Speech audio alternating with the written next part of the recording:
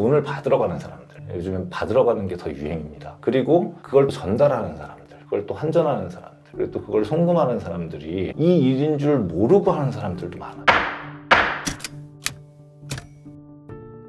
안녕하십니까, 이 변호사님. 예, 안녕하세요. 네, 오늘 이정식 변호사님 모시고 보이스피싱에 대해서 얘기 나눠보려고 합니다. 보이스피싱이 계속적으로 일어나고 있잖아요. 문자도 오고 뭐 전화도 오고 하는데 이거 뿌리 뽑을 수 없는 그 이유가 있나요?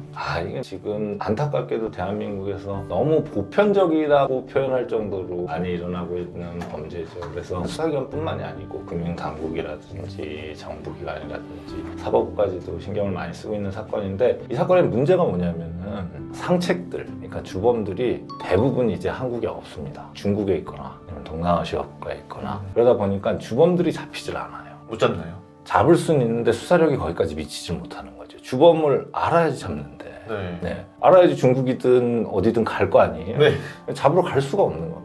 수사기관의 헌신적인 노력으로 일부 주범들이 잡히는 경우들도 있는데, 대한민국에서 활동하는 보이스피싱 범죄자들, 그리고 또 구속되거나 아니면은 형을 받는 이제 범죄자들은 대부분 주범들의 아르바이트 정도라고 보시면 됩니다.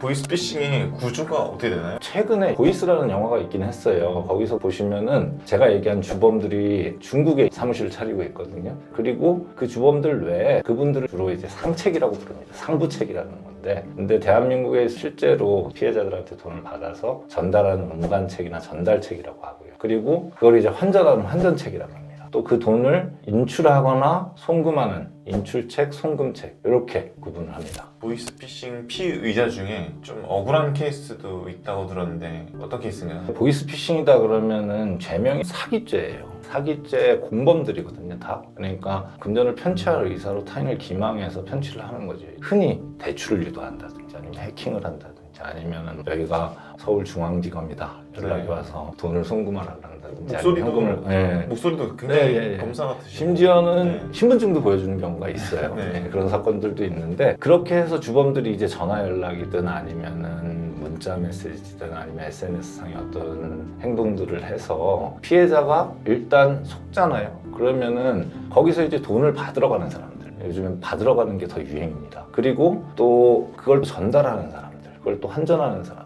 그리고 또 그걸 송금하는 사람들이 이 일인 줄 모르고 하는 사람들도 많아요. 신기하네, 그것도. 예.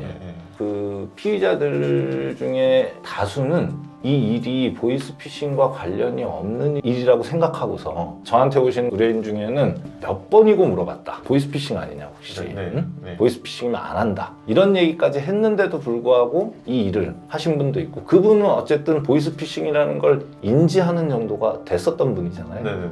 그런 사건일 수도 있겠다. 이렇게 예상은 했던 분인데, 사실 여기 안타까운 게 학생들이 있어요. 학생들은 돈을 벌어본 경험이 많지가 않잖아요. 어떤 걸 하루 종일 운반하거나 전달했을 때 20만 원을 준다, 15만 원을 준다, 큰 돈이죠. 이랬을 때 큰 돈이긴 하지만 사실 그 돈에 대한 감각이 없다 보니까 내가 이게 무슨 일인지 몰라도 전달만 하면은 어떤 아저씨가 돈을 준다네? 그리고 전달하는 경우들도 있어요. 근데 이게 안타깝게도 그런 학생들이라고 하더라도 불과 한 3, 4년 전만 하더라도 전부 구속됐었습니다.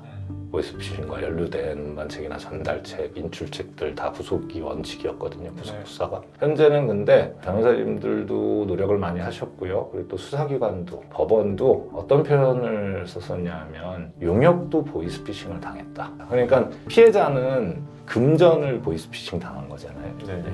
근데 그 용역들도, 그런 중간책들도 사실은 그들의 용역을 보이스피싱 당한 거나 마찬가지다 라는 인식이 형성되기 시작했어요. 그래서 그거에 대한 고의가 없다 그러면은 구속을 면할 수 있는 가능성도 약간은 있습니다.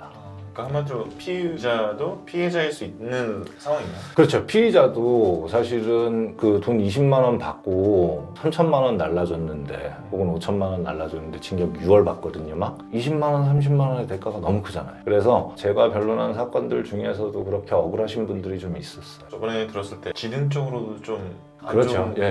그게 제일 안타까운 겁니다. 그러니까 경계성 지능장애라고 들어보셨는지 모르겠는데, 이렇게 딱 봤을 때는 전혀 문제가 없어요. 의사소통도 너무 잘하고, 근데 이제 경계에 있으신 분들이 있어요. 누가 얘기하면 잘 속는 사람들 대표적이에요. 그러니까 이렇게 얘기하면 그게 맞는 줄 알고 또 그 거짓말에 잘 속아 넘어가요. 그런 사람들 심지어 어떤 경우도 많냐면은 제가 보이스피싱을 아주 이례적으로 구속을 면하게 한 사건이 있었거든요. 그 당시의 분위기에는 대부분 운반하거나 전달하면은 구속되는 분위기였어요. 금액이 5천만 원 정도 된다 그러면은. 근데 그분이 1년 가까이 있다가 다시 연락이 왔어요. 근데 들어보니까 또 보이스피싱이에요. 전달하는 물건만 바뀌었거든요. 상품권으로. 상품권을 교환하는 업무를 또 맡은 거예요. 그래서 제가 누누이 당부했었거든요. 절대로 누군가가 뭔가를 전달하고 금전적인 이익을 준다 그러면 하시면 안 된다. 근데 그게 상품권으로 바뀌어서 그 상품권을 교환하는 일을 맡았다 그래서 아 이거는 그 일과 다르겠구나 하고서 한 거예요. 사실은 보이스피싱이었거든요. 평균적인 상식을 가지신 분들은 그거에 또 그렇게 속는다고 하실 수 있어요. 그건 사람마다 다 다른 거고 또 진짜 사기꾼은 주범들이잖아요. 그 사람이 피해자의 금원을 편취하는 것만큼 이 사람의 용역을 쓰면서도 또 그것도 사기인 일을 하는 거예요. 그래서 저는 어떤 경우에는 전달했지만 전달하는 사람도 억울할 수 있다. 또 이 사람도 하나의 피해자일 수 있다. 이런 생각을 늘 가지고서 변호를 하고 있습니다. 오늘은 보이스피싱 범죄가 일어나는 구조적인 문제에 대해서 한번 설명을 드렸고 다음 시간에는 피해자들은 어떻게 대응을 해야 되는지에 대해서 한번 살펴보도록 하겠습니다. 형사전문해결사TV 이정식 변호사였습니다.